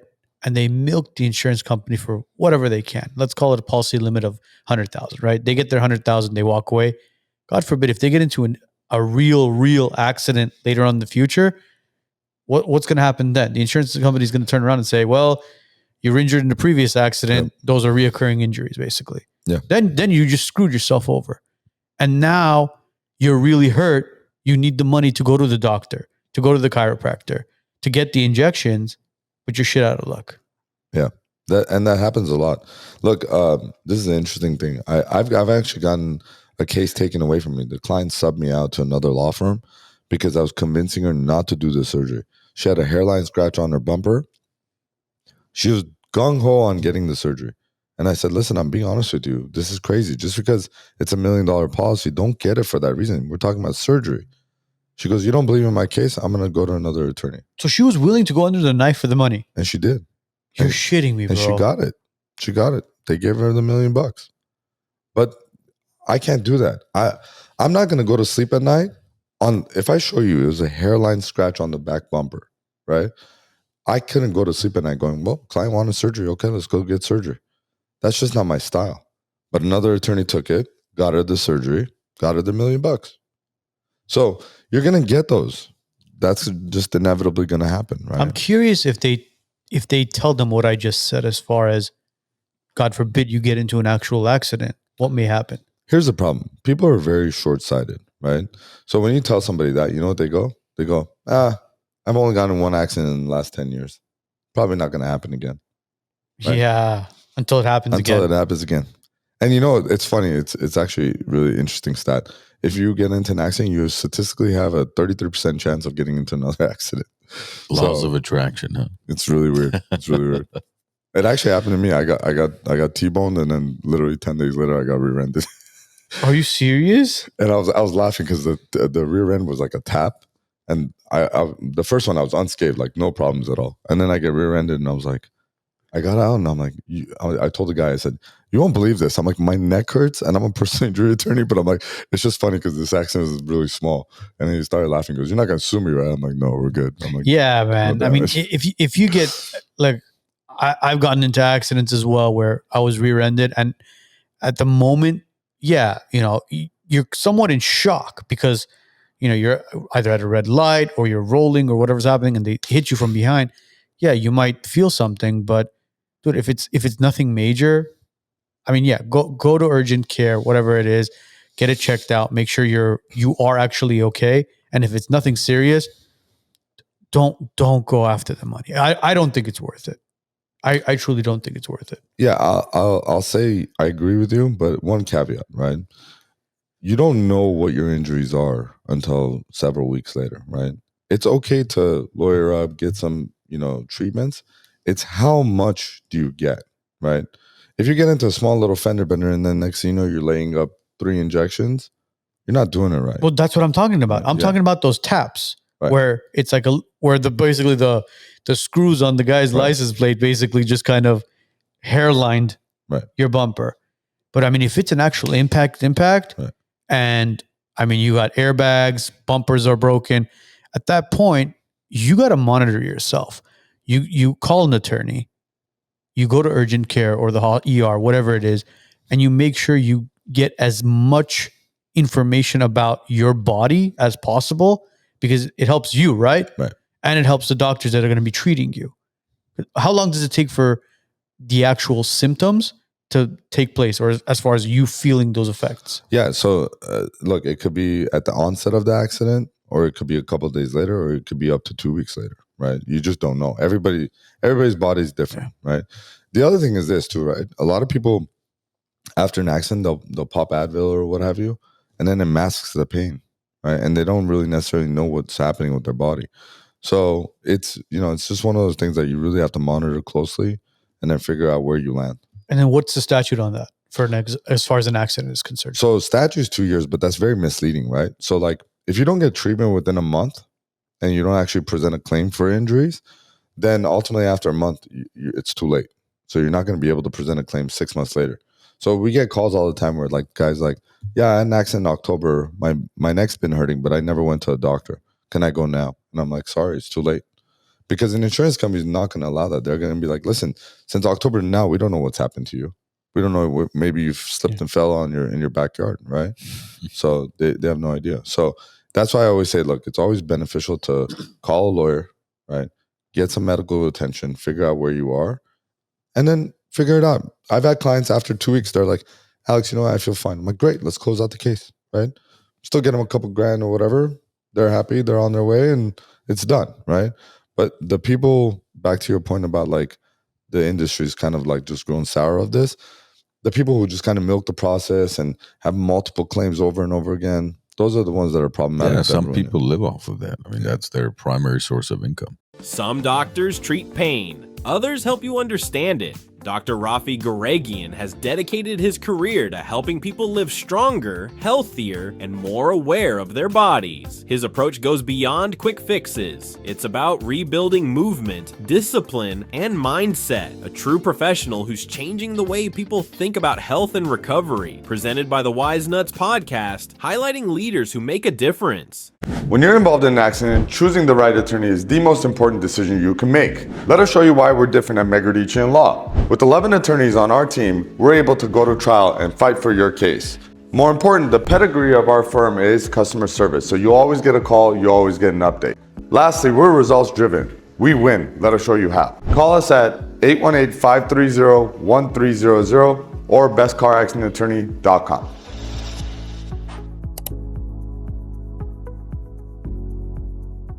Because you played basketball as a kid, and you've throughout high school, and you've coached as well, and you currently coach as well, like youth basketball. Yeah.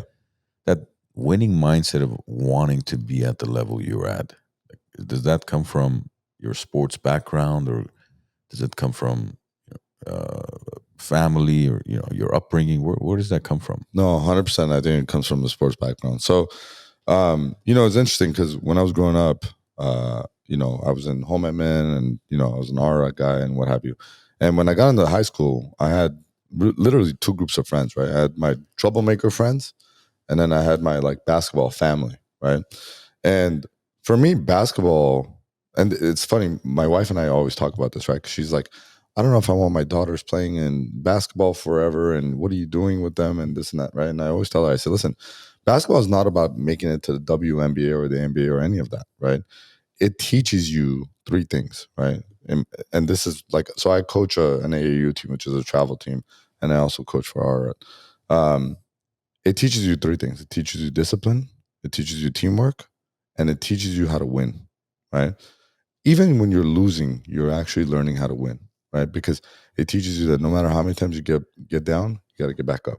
Yeah. No matter how difficult the competition is, you work harder, right? And my daughter is a perfect example. Is the middle one that we were just talking about, right? Her winning her first championship. I'll never forget this. So she was the worst player out of the three, right? And I just looked at her and I was like, okay, basketball's not going to be her thing. It's okay, right? And, you know, she would come out with us, casual shoot, and we try to have fun with it or whatever, right? And she came to me one day and she goes, hey, I want to make this certain team. And I said, okay. She goes, how do I do it? I really want to make the A team. And I said, we got to work every day. She's like, okay, I'm going to do it. And she did it every day, working, right? And then a tryout opened up and she went and tried out. She made the team, right? And she made the team and she made the practice team, right? And she gets there. She's like, I'm so disappointed. I didn't make the real team. I made the practice team. I said, you know what that means, right? She's like, yeah, I got to work harder. I go, okay. Every day, back at it, work harder, right? So now, then she makes not only the team, the A team, but the best player on the team, Nice. right? And then it becomes, okay, how do I win, right? And then she's like, I don't want to be that selfish player that ball hogs and does all these things. And like people look at me and go, oh, she's the only one scoring. What's going on, right? And I'm like, listen, you have the talent, you have the skill set, you put in a lot of work. You have to be that person, right? So what is she developing? She's developing that killer mindset. She's developing that winning mentality, right? And that's really what basketball taught me at an early age, and especially in high school, right? Because, you know, we would go to Pasadena and Muir. I mean, we played against Ryan Hollins. The guy was 6'10" in high school. He dunked over me, and I was like, okay, I'm in the wrong building, right? So when you look at that, and it wasn't, listen, I wasn't the most talented guy, but I would outwork the room, right? And that was the biggest thing for me, right? So I took that pedigree and I applied it to business, right? Because even in school, right? So like, imagine, okay, I'm C+ average student all throughout high school, right? I get out and I'm starting GCC and I'm going to paralegal school at night. I'm going to GCC in the morning. And I'm going to GCC and I'm watching all my friends and they're like, hey, come over here. We're playing Balot and cards and this and that, right? And I look at them and be like, dude, I don't want to be here for 4 years. I want to get the hell out of here, right? So I'll never forget this. I came home and, you know, I think The Secret had just come out and I was reading it and I read on there that you got to make this like vision board, right? So I put on there, I was like, get to USC or get to UCLA, right? And I was like, you know what? I'm just going to go. I'm going to be disciplined. I'm going to be regimented. And for me, GCC was like a blessing because I was like, math once a week, I could do that. I couldn't do math every day in high school, right? But math once a week, and I could do that. English once a week, I could do that. So I did that, right? And I got out in 2 years, went to USC, right? Now I get to USC and I'm standing there like, man, these kids are all super smart, right? So I was like, what do I have that they don't? I have discipline, I have hard work, and I have determination, right?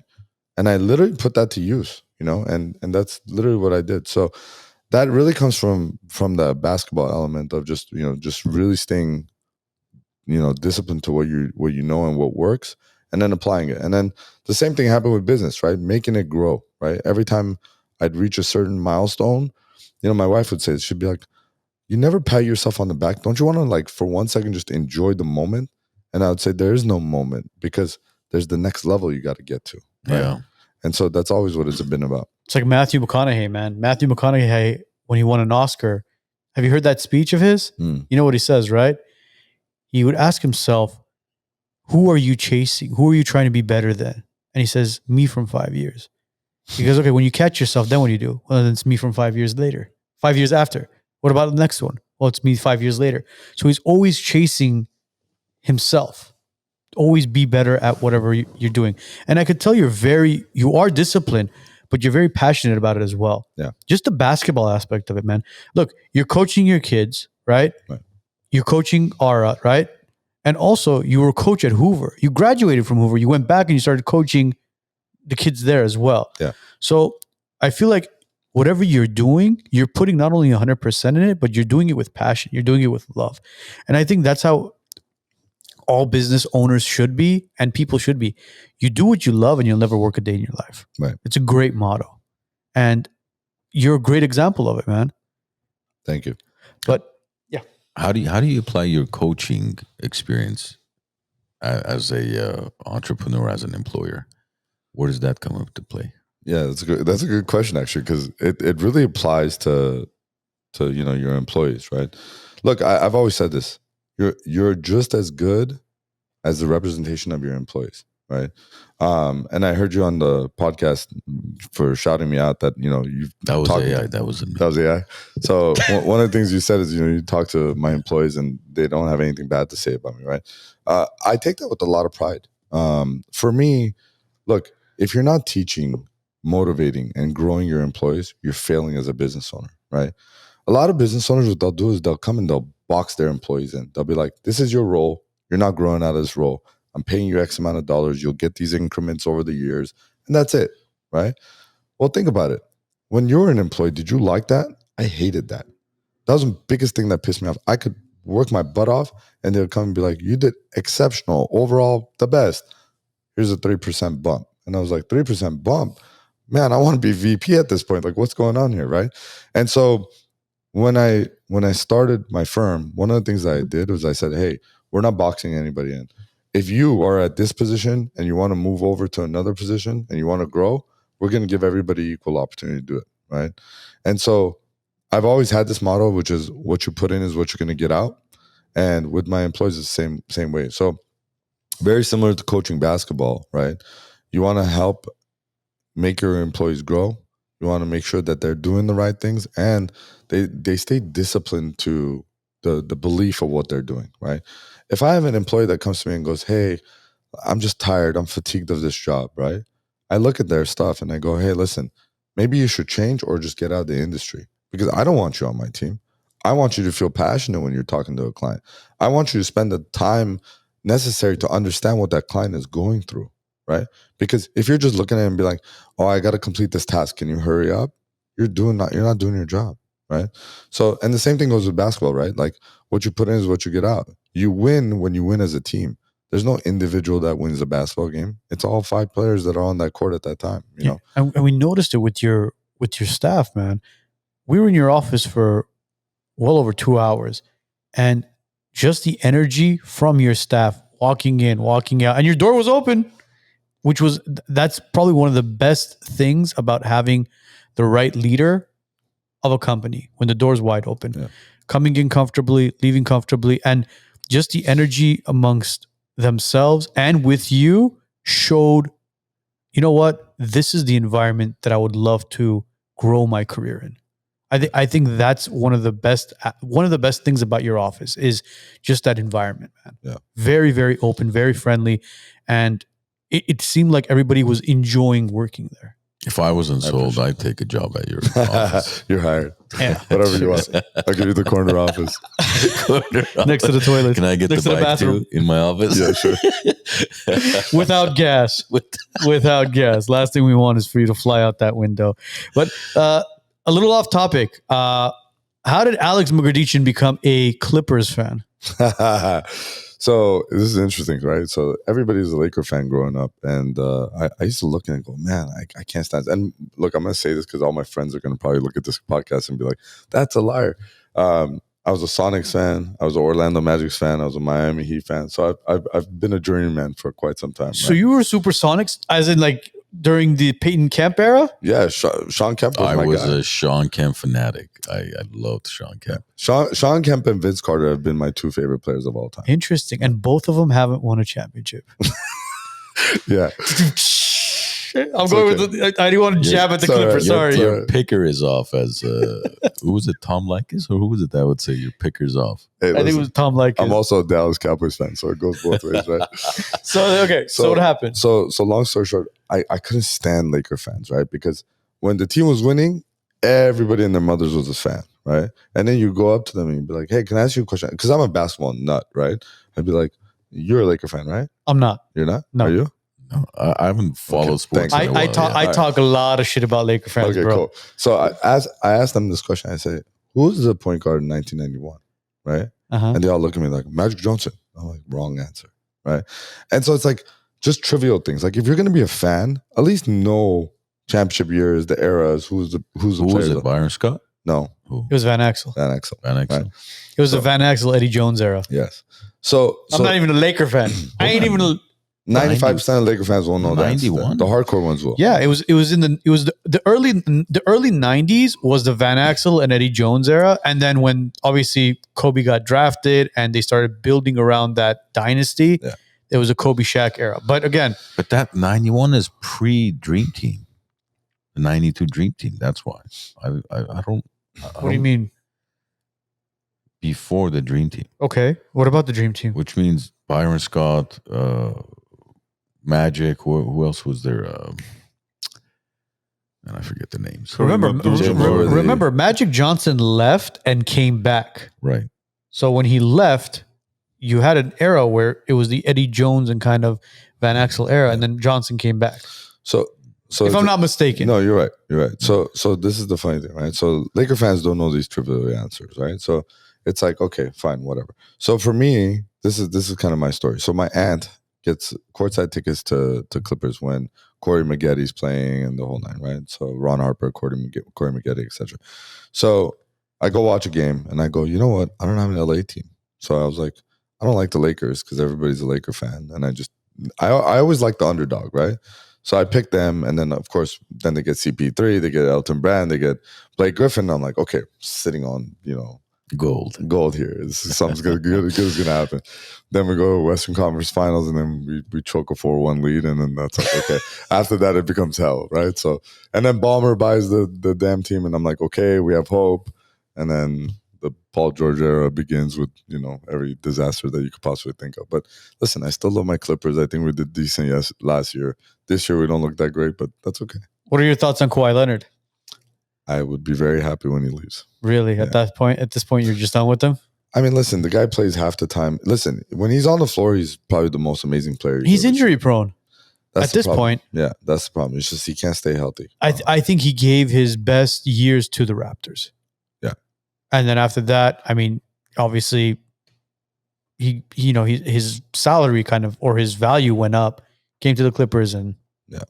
But look, the guy's an assassin, right? And when he's on the floor, I don't think there's a more precise shooter that could deliver, game-winning bucket. I really think he's still that talented. You really think so? Yeah. Till today? Yeah. The guy's an automatic. He's a robot. If you see him live, he's a robot. He can make that bucket 9 out of 10 times. You have no problems winning a game with that guy.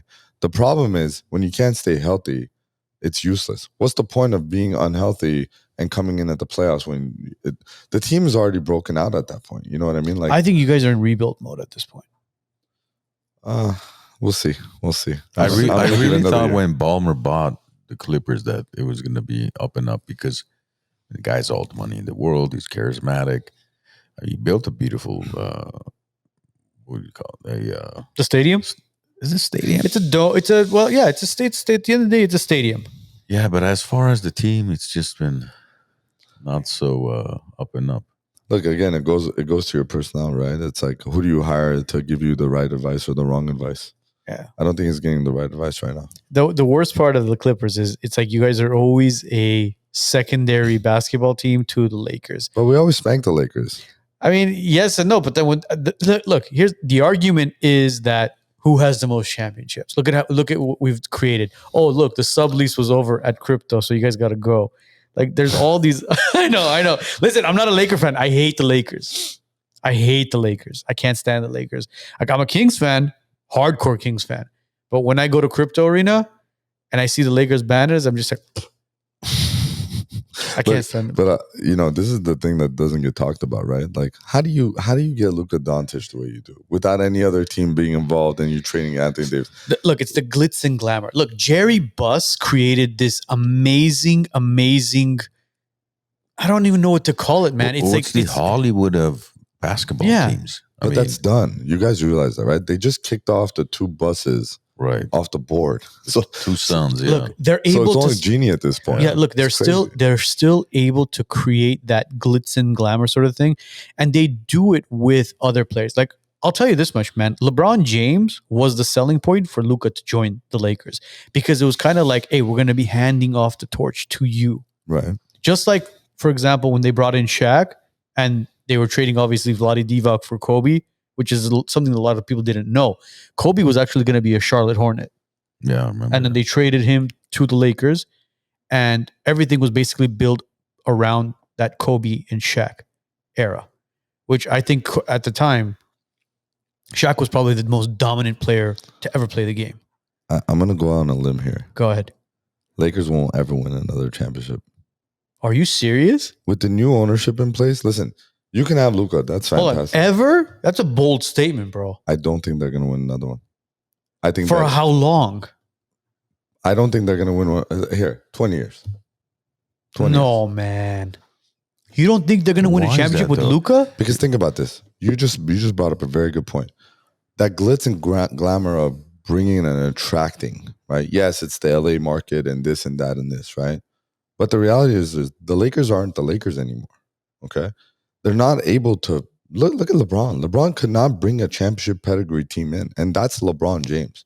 That's the guy that was able to call people up and say, "Oh, hey, listen, come over here, let's win one together," right? Because LeBron, listen, a lot of people hate the guy, right? But the man went to 7 or 8 finals in a row. Nobody's ever done that. So it's an easy ride to the finals. All you're saying is, hey, come and ride the sunset with me. Be my dog. Be my number 2, right? Or 3. And in the last 2-3 years, they haven't been able to recruit anybody. Okay. Now they finagle some trade with, Dallas Mavericks to get Luka. Okay, cool. Luka's one of the best players. By the way, I was the biggest Luka fan ever. I'm heartbroken until he came to the Lakers. So heartbroken because my son wears number 77. Like I was like, how is this gonna happen? Oh man. So and his name's Luka. Guess where I got the name from? So it's one of those situations, right? And I'm like, are you kidding me? So, but I don't think they're gonna be able to attract more talent. They just because the new ownership is different. The star-studdedness and the Showtime effect of Lakers is gone. The luster's gone. Yeah. I just don't think they're going to be able to do it. Even though the new ownership, has brought championship to LA Dodgers, you don't think they'll do it with the Lakers? Apples and oranges. Totally. Apples and oranges. By the way, random fact, do you know that LeBron James is the only player that has the most air balls during a free throw? 56. Wow, I didn't know that. Yeah, he's shot the most air balls in the free throw. 56. That's crazy. He's got a record there too. Damn. But you know who isn't undefeated in the finals? The actual GOAT. MJ. Listen, I've always said this, right? Once you establish somebody as the GOAT, there is no discussion. In your opinion, who is the GOAT? Michael Jordan. There you go. Michael Jordan. And this is a Clipper fan. Yeah, and I have no problem saying this. Kobe Bryant in a second. But when you say once somebody's established, Pele was established for a very, very long time, right? In soccer. I don't think he's no longer considered the GOAT in soccer. Pele was, I don't think, look, Pele,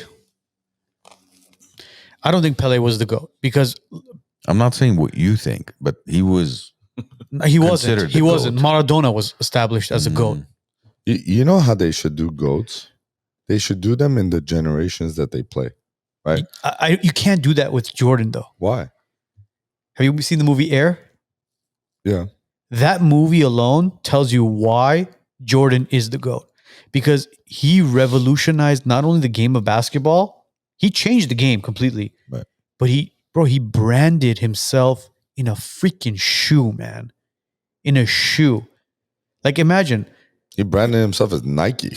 Dude, yeah, exactly. Nike became what they are because of Jordan. Exactly. Right. Picture this, man. If you get put, you're in downtown LA, guy comes up to you, puts a gun to you. Are they going to say, hey, give me your LeBrons? Or they're going to say, give me your Jordans? Right. That alone is. What's with this gun point to your head examples all day long? I don't get All right, I'm sorry. They put a knife to your stomach, like. Don't say it. Don't say it. All night you've that's the metaphor you've been Well, like using. I go worst What case if scenario. you're walking down, somebody puts a gun? What if they say you put a gun in your kids? Which one you're choosing? What this? He had a dream last night, I think. Fuck happened last night? Someone put a gun to his back. That's what Oh jeez. Yeah, I guess I gotta go finalize that CCW then. You should. I should. It's getting serious out Yeah, there. but again, like I said, in my opinion, Jordan changed the game of all these players, the Kobe's, the LeBrons, the Kawhi Leonards, all these individuals are mimicking or began to mimic and changed the way they played basketball to mimic Michael Jordan. Yeah, I 100% agree with you. But let's talk about the next generation for a second, right? Wemby, that guy, I think in the next 5 years is going to be something we've never seen before. Even at that height, you think? Even at that height. I think if he doesn't get hurt, I think so. But look, man, the guy's a cheat code. I know he is. He's a tall, very athletic player.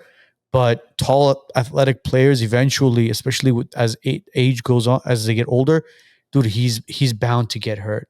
He's again, knock on wood. I hope he doesn't. I hope he does go on to be a phenomenal player. But he looks so fragile, man. Yeah, I know, but it's very interesting to watch someone that's just we've never seen something. It's a very interesting bigs era, like the Jokic's. Yeah. And all these players who are bigs and are moving like guards now, man. It's like Akeem Olajuwon, man. Akeem Olajuwon was a big who moved like a guard. Yeah. And he could play all 4 quarters without stopping. David Robinson was like that too. Yeah. But Hakeem's what's it called? Cardio was insane because the guy played soccer. Yeah. And he's going to basketball. He's like, what is this, man? 12 minutes? I can play 90 minutes. I think that's Mutombo. No, Hakeem was from Africa too, bro. What are you talking about? He was. Matumbo was no. God rest his soul. Oh, man. But yeah. But Jordan, all-time greatest. Yes. There you go. When you're involved in an accident, choosing the right attorney is the most important decision you can make. Let us show you why we're different at Megeredchian Law. With 11 attorneys on our team, we're able to go to trial and fight for your case. More important, the pedigree of our firm is customer service, so you always get a call, you always get an update. Lastly, we're results driven. We win. Let us show you how. Call us at 818-530-1300 or bestcaraccidentattorney.com.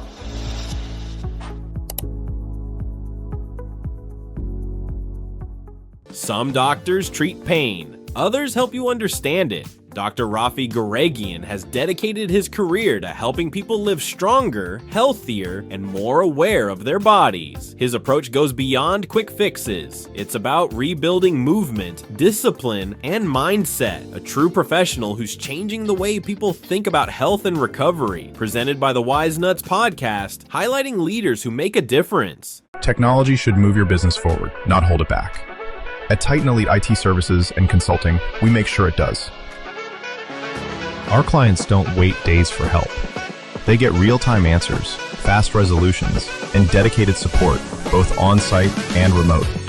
From Los Angeles to Orange and Ventura counties, our coverage is local, statewide, and nationwide. When you need us, we're already on the way. We're not just an MSP. We build with you, from cloud migration to security to every endpoint in your network. At Titan Elite, we don't just solve problems. We prevent them from happening. We become a part of your team and we grow with you. Titan Elite IT Services and Consulting. Strategic, scalable, trusted, and always on. I kind of wanted to cover this story. A couple of days ago in Las Vegas, there was a road rage incident that took place. A young individual by the name of Tyler Johns was on the freeway. He basically completely lost his mind, and that's what I'm going to call it. He lost his mind. He took out a pistol and he shot at a vehicle who he was road raged at. Unfortunately, one of those bullets struck an 11-year-old child and killed him. body cam footage was released a couple days ago where 22-year-old Tyler Johns admitted to shooting at the vehicle and verbatim told the police officer, I had no idea there was a kid in the car. So the father walked up to the police officer and said, my kid is dead. He's in the car. And it's unfortunate that that young boy who was literally on his way to school lost his life. Was he legally carrying, or it was an illegal? It's an ongoing investigation. As of right now, the judge has denied any sort of bail, and he is awaiting trial. He's done, man. He's done. That guy, Tyler John, is going to get at least 20 to 25 years. How old was you? Said 20? 22 years old. You know, I'm always troubled by these, right? Like I'm almost angry at these situations because the innocent party, like, look, you look at it and you go, oh man, 22-year-old kid, his life is gone, right? But it's like that kid, that innocent kid that's sitting in a car had no reason to be involved in this, right? Could you imagine the fear in the kid's eyes as dad is yelling at somebody? He wants to go to school. Dad is yelling at somebody. Somebody's yelling back. You're swerving on the freeway. And God knows what was being said. And all of a sudden, lights go out. Yeah. That was his last vision was seeing dad angry at somebody who either cut them off, I don't even know what happened. Again, I don't know what happened. As time goes on, the story will be released by Las Vegas Sheriff's Department. But that poor boy, 11 years old, man. All he was probably wanting to do was, you know what? I just want to get to school, see my friends, hang out, and his life was taken away. You know, I'm going to go on an extreme limb here. I would even say charge the dad. Right? Really? Yeah. Because you as a parent, you're a safeguard. You're a gatekeeper for your kids, right? Why are you putting yourself in a situation of road rage? You know how many times, I kid you not, this has actually happened, okay? I accidentally cut somebody off. My daughter was next to me. The guy came next to me. He was like, oh, F-bomb, this. I looked at him. I was like, my fault. I'm so sorry. He's still going. You cut me off, cut me back off again. I'm like, back up, let it go, right? I could have easily snapped, right? I have my daughter next to me. I'm not going to be stupid, right? Approach me on any other day, I might not act like that. But to start a road rage when you have an 11-year-old kid in the car, and with the 22-year-old, you're almost dealing with the kid, right? So it's foolish. And, you know, for me, I get angry when I hear stories like this because it's unnecessary. Unnecessary death, unnecessary life lost. I mean, I agree with you with the child thing, but regardless, I think it's that split second of rage, that impulse. You're like, oh, but then that bullet could hit you. Yeah, you could be all by yourself. Now your family's left without a father, without a husband. For what? Because of one stupid incident on a freeway or on Glenoaks or wherever you happen to be. You have no idea what people are dealing with today. These days, I mean, everybody seems to be carrying. The wrong people seem to be carrying, and you just can't take that risk anymore. You don't know what the other person is capable of doing to you. God forbid. Right. That's why they always say never fight a stranger. You don't know if they're carrying something, if they're a black belt in judo or jiu-jitsu or whatever it is. Tell me something. When has anybody won in a fight? When? Nobody's won in a fight, man. That's it. Nobody's won. You want to win in a fight? Go join the UFC. Go join, whatever. Go fight a professional athlete. Alex, from your experience, what do you think is going to happen with this 22-year-old? I mean, obviously it's going to be major repercussions, but what are your thoughts? So realistically, it's a case in Vegas. So obviously Vegas laws would apply, Nevada laws would apply. I don't know what the specifics of them are, but here's the thing, right? So when you shoot and you're not, so if I want to shoot Armand and I shoot Armand, right? That's intentional, right? So that's murder. Okay. If I want to shoot at Armand and I don't, and I hit Joe, right? That's unintentional, right? So now the degrees change, right? Now you might not be looking at 20. So can I say something there to cut you off? Sorry. So the Clark County prosecutor charged John with murder and said the shooting was premeditated. Okay, sure. But murder of who? See, this is the problem. You can charge anybody with anything, right? are you going to win on that murder charge? Because what you really have to look at is intent. Did I intend to kill an 11-year-old kid? No. Now, there are certain laws that says, hey, if you're reckless enough or you're intending to kill somebody, but you kill someone else in the car, that it applies. It's kind of like an umbrella, right?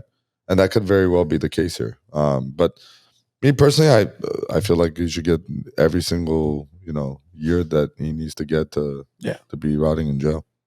And not only rotting in jail, I mean, he may not even make it out of jail. Right. Because that's another possibility. With if they find out exactly what crime he committed, very likely the guy won't make it through the first 2 years or so. I'm just curious if he was under the influence of anything. Like how angry do you have to be to pull out a gun and shoot in the freeway? I mean, there's other people driving as well. I mean, how are you a dead shot? You know who you're shooting at? Clearly, you're not a dead shot. Right. That's one of the first things you're actually going to learn in CCW class is you never shoot if you can't see beyond or you don't have control beyond the target, behind the target, because it's going to ricochet, it's going to go somewhere else, it's going to kill somebody. Yeah, and that's exactly what happened here. But that's one. To be honest with you, that's one of the reasons why I haven't gotten my CCW, right? Because I don't know if I trust myself in a situation, right? You're having dinner, someone comes and pulls a gun on you. Are you really going to pull? Because if you are, it's a 50-50 chance you're not making it out. Versus, hey, here's my wallet. It's a lot easier to do here's my wallet if you don't have a choice, right? Look, a sane person is less likely to actually react the way you just said than a person who's unstable. Somebody who's willing to pull the trigger and take somebody's life away, dude, it takes a lot of freaking balls to do something like that. Take someone's life. But in the heat of the moment? Dude, again, God forbid, I've never been in that situation. I don't know how I would even react to it. Right now, I'll say that I'll do anything and everything I can to protect not only myself, but my family. Sure. But I never want to be in that scenario. That's number one. But number two, I don't even know how I would react in that scenario. Again, taking somebody's life takes a lot of freaking balls to do, man. Whether it's in the moment or somebody breaks into your house. Right. 90, if not more % of people that own a gun in their home will likely never use it for home defense. It's just there. But again, I don't know. Maybe I'm wrong. No, I would definitely use it in home defense. No. May not use it because of obviously if somebody, the likelihood of somebody breaking into your house while you're home. That's what I'm trying to say. Got it. Well, the point of having a gun is to never have to use it. Yeah. It's not to be, well, last weekend I happened to shoot somebody. Hopefully it doesn't happen again for another couple of weeks. Well, I'll tell you this much. If you do own a gun, go get proper training, go to the ranges, practice with the goddamn thing. And don't point your muzzle at people you're not supposed to shoot. Or keep your finger off the trigger when you're not going to be firing the weapon. That's another thing. Some of these pictures you see, especially like with these like Armenian weddings and stuff, when they're like holding the door for the bride and the groom to leave. Like it's like this 16, 17-year-old kid with like an AR-15 in his hand. He's got his finger on the trigger, holding it against the door while his sisters, they're putting money onto the gun. It's like, bro. And I bet nobody's checked the chamber just as a precautionary reason. Yeah. Hey, Grandpa, go bring the rifle. Anybody could check the chamber? No, we checked it last time. Oh, no, magazine's not in it. Don't worry. It's empty. It's empty. You want to look inside? Just take your finger off the trigger before you look inside of it. Oh, jeez. What was funny is Alex was saying, I don't know why people love to look into the barrel. My God. Like, what are you going to tell from that? You can't see anything through the barrel. First of all, you're not supposed to look through the barrel, but even if you do, it's not like, oh yeah, this is the P227. Yeah, you put your thumb on there and look through the barrel. That's how you do it. Armand, I know you're taking the CCW classes, but are they teaching you how to clean the gun properly and everything? No. That has nothing to do with actual manipulation. No maintenance, nothing. A lot of people get injured because of the maintenance. It's all about... I still don't know how to clean my gun. So really? So let me tell you how stupid California law is. The classes used to be 8 hours. They said, all right, guys, now you need to do 16 hours. Okay. Give us a curriculum. no curriculum. So you're basically repeating the same thing for 2 days.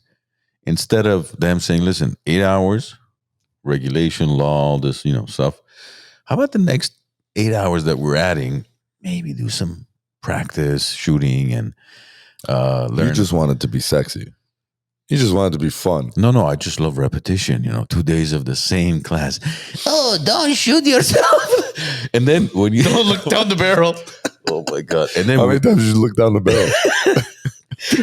He took it home and looked down the barrel. He didn't want to do it in class. I was curious what Alex was referring. I didn't want to be stupid and do it in class, so I did it at home. No, what's fascinating is you go through, some of the, I guess, psych evals you're supposed to do. It's like 400 questions. 380 questions are all about, have you thought about, harming somebody? It's all about things that have absolutely nothing to do with gun ownership. Like, things about pedophilia and all this. Like, what does that have to do with owning a gun? I don't understand. Well, now the laws have changed as well. And again, we hope the courts actually overturn this, but now you can't even carry your gun to any sort of restaurant, event, anywhere where they're serving alcohol. Even though you're not drinking. Even if you have a CCW? Even if you have a CCW. You can't even go into the parking lot. Yeah. So meaning you can't, again, not that I'm encouraging anybody from taking their gun to the Americana, but like you can't walk into the Americana with your CCW on you. Interesting. But there's good news, though. That's the bad news. You can carry it at grandma's house. Yeah, there's no restrictions yet at grandma's. Grandma, look. Look what I have. Look into the barrel, Grandma. I promise you won't get hurt. Oh, man. I checked. There's nothing in the chamber. See? All right, guys. If you've been injured in a car accident, rideshare accident, slip and fall, or work injury, reach out to Alex's office, Megeredchian Law, bestcaraccidentattorney.com, and they will help you out from A to Z. Alex, what's the number again? It's 818-530-1300, bestcaraccidentattorney.com. Beautiful. Guys, today's episode will be up and running on Spotify, Apple Podcasts, and all major platforms mañana. Before we end the show, though, we want to give our thoughts and prayers and our condolences to the Martirosyan family. As you guys know, Vanes Martirosyan, a very, very talented Armenian boxer, lost his battle with cancer a few days ago. And I just can't picture what the family is going through. They lost a father, a son, a husband, an uncle, and a brother. Our thoughts and prayers go out to the entire Martirosyan family in this very, very, very difficult time. Rest in peace, Vanes. Yeah, only 39 years old. I mean, we're seeing more and more of these, younger people passing away, especially from cancer. But it's and somebody like him who was in sports, boxing, majority, if not all his life. I mean, you would think he's the last person to have to deal with such a tragic health condition, but unfortunately, it took him way too soon, man. Yeah. At 39 years old, nobody should lose their life that early, which tells a lot of you. Go to your routine checkups. Talk to your doctors. If you see something, feel something abnormal in your body, reach out to your doctors ASAP. Your body will tell you if something is wrong. And to ignore it is just injustice for yourself. Take care of yourselves. Take care of your body. Take care of your families, because they're the ones that are going to be going through that very, very, very difficult time when you're gone. So again, our thoughts and prayers go out to the Martirosyan family in this difficult time. Rest in peace, Vanes.